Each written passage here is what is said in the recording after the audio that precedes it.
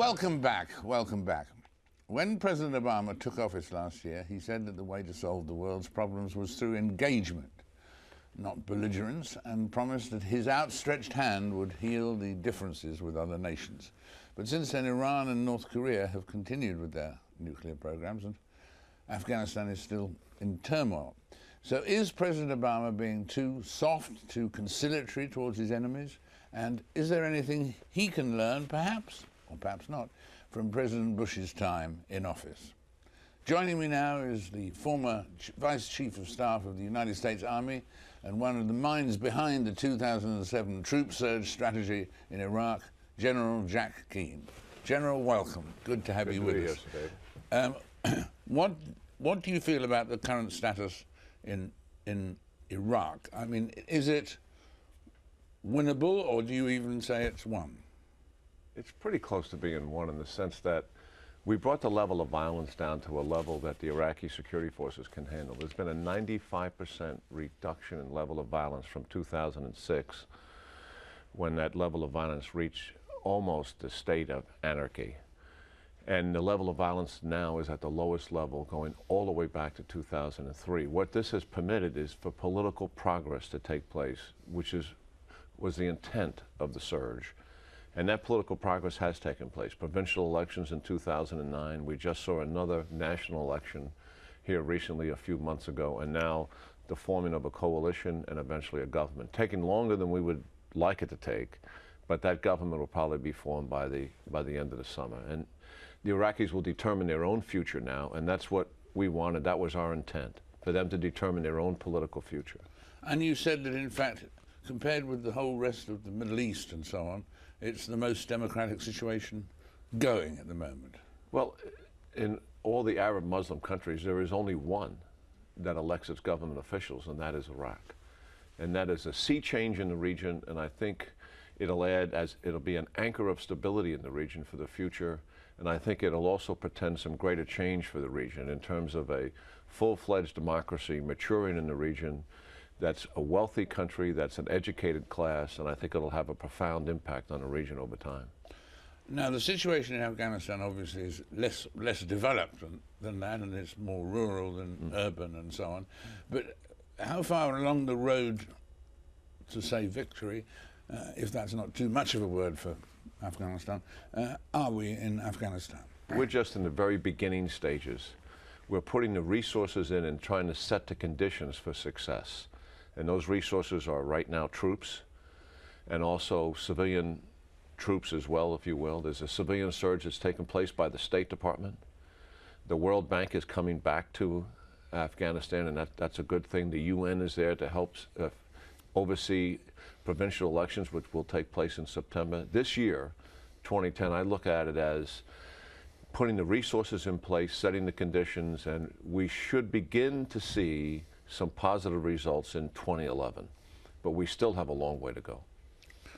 And around the world as well, people are torn in their views, as you've seen from recent things, probably here in this country. There's still a tremendous residual hostility in Britain and other countries in Europe to what happened in Iraq, to the going into Iraq and so on.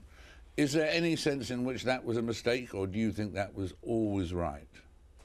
I think my view at the time was I did not want it to take place when we did it. I wanted us to continue to focus on the Al-Qaeda in Afghanistan and do as much as we possibly could about that, because that was the origination of the attack of 9/11. But I also agree that eventually we probably would have to do it for the reasons stated. We, at the time, believed there were weapons of mass destruction in the country. The UN had verified that there were inspectors, and we certainly, as all the other intelligence had contributed, we all collectively believed that. So yes, I was behind what we did. It turned out not to be the case, but the fact is that we did remove Saddam Hussein, who was a horrible dictator for 35 years, and those people in Iraq, 25 million people, now have a degree of freedom and a quality of life improvement that's dramatically different from what they had before. But tremendous loss of Iraqi life. No, there's no doubt about that.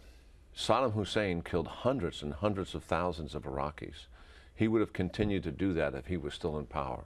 He had a stranglehold over those people. The level of violence in that country was continuous and unrelenting for those 35 years. While we were there, the level of violence went up, mainly because they tried to take power back after we removed the regime. They brought that level of violence. We did start the invasion, to be sure. I'm not going to hide behind that. And we believe we were liberating Iraq. And what about the situation today? What should America do next, do you think, in Afghanistan and Iraq? You're implying it not to do a lot in Iraq anymore? I think what's needed in Iraq is a long-term strategic relationship between the United States and Iraqis. Iraq wants the United States to be their ally, to have a normal relationship, political, diplomatic, economic, educational, scientific exchange, and a long-term relationship. They do not want to turn towards Iran. They want to turn towards the United States. We have to strengthen that partnership, in my view. In Afghanistan, we have a level of violence that we have to bring down. I'm confident we can bring down that level of violence. It'll take us a couple of years to bring it down, but we will. The test will come, will we have a political structure in Afghanistan that's mature and stable enough when we turn that country back to them in terms of being able to control and provide security for their own people? That, I think, is a question mark right now. Hopefully, in a couple of years, that government will improve to the point where it's connected to its people in a way that it's not, that it represents its people in a way that it does not today. That remains a challenge for us, and it's an open question. Right. And in terms of the situation today, you've said on occasion that you wish in Afghanistan and so on we were talking more about striving for victory than for talking only about exit strategies, that exit strategies give the wrong message to the Taliban, encourage the Taliban to stay on. Is that a mistake of this administration? Well, I think so. I mean, I understand what's behind it. I mean, we announced the surge, which is a counteroffensive, a military counteroffensive, and at the same time, we announced a timetable that we would begin withdrawal. I mean, think of the counteroffensive of World War II, the Normandy invasion. If we had announced, when we began the Normandy invasion, if we announced, well, we're only going to conduct this for 18 months against the Germans, or after Pearl Harbor, if we conducted our island hopping campaign in the Pacific, well, we're only going to conduct this operation for 18 months against the Japanese, even though we just began it. Militarily, it makes no sense. I think what the administration is attempting to do is push the Karzai government to act more rapidly and conduct reform and enfranchise the people and use that as a catalyst to do that. The problem we have with it militarily, it clearly tells our adversaries when we're beginning to leave, and they obviously can make adjustments to that. And the other thing in the region, and it's a major issue, and it's sort of the elephant in the room all the time with us, is the Pakistanis, the Afghans, and others in the region have always questioned the United States' seriousness and commitment. So when you put a timetable on the beginning of a withdrawal, right after announcing the fact that you're conducting a military counteroffensive surge, that adds to that skepticism that's already there. And so that was a mistake in I think terms so. of the president and Yes. the current administration. Yes. That was a mistake. And in terms of the situation now and which affects the future, would you say, as you look at the worldwide scene in which you're extremely well versed, would you say that in fact, in terms of the situation we have today, we are safer than when you first entered the army in the days of the Cold War? Are we safer today as we'd like to think we are, or are we not safer today? I think the threat of radical Islam is one of the most dangerous threats the West, to include the United States, has ever faced.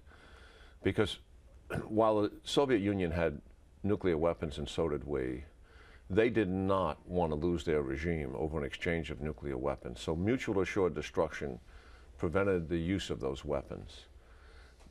The radical Islamists have a big idea, and it's an ideology that's behind their movement. And they clearly want to control the world and influence the world with 7th century Talibanism. They are committed to using violence or jihadism to achieve that ends. They intend to use weapons of mass destruction to crush the West, the United Kingdom, and also the United States. Why is that? Because they know full well the threat to their movement is not our military weapons. It's not our soldiers. The threat to their movement are our ideas, democracy and capitalism.